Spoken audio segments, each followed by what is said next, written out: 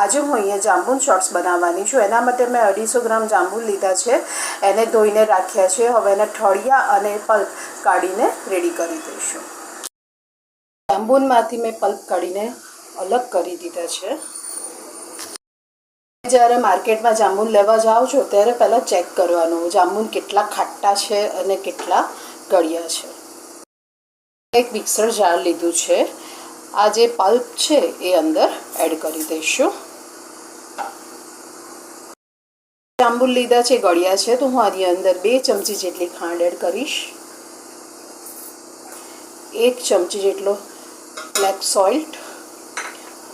આની અંદર બરફ નાખું છું અને આમાં થોડુંક પાણી નાખીને ગ્રાઇન્ડ કરી દઈશું.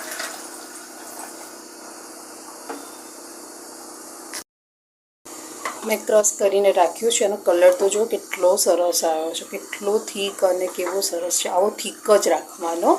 એની અંદર 1 ચમચી જેટલો લીંબુનો રસ પણ એડ કરી દેવાનો અને મિક્સ કરી દઈશું. થીક હશે તો પીવાની બહુ મજા આવશે. બાર બજારમાં મળે છે ને, બાર બજાર. અહીંયા મેં થોડુંક પાણી લીધું છે અને મારી પાસે આ શોર્ટ્સ ગ્લાસ છે તો પાણીની અંદર ગ્લાસ થોડાક બોળી દઈશું અને અહીંયા મેં મીઠું રાખ્યું છે એમાં કોટિંગ કરી દઈશું.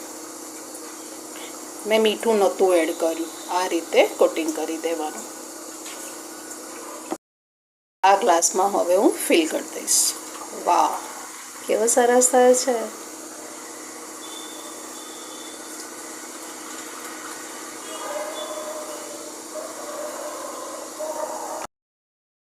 બનીને રેડી છે. તો તમને મારી આ રેસીપી કેવી લાગી? જો સારી લાગી હોય તો લાઈક કરજો, કોમેન્ટ કરજો, શેર કરજો અને કોમેન્ટમાં જરૂરથી કહેજો કે મારી રેસીપી તમને કેવી લાગે છે. Thank you for watching.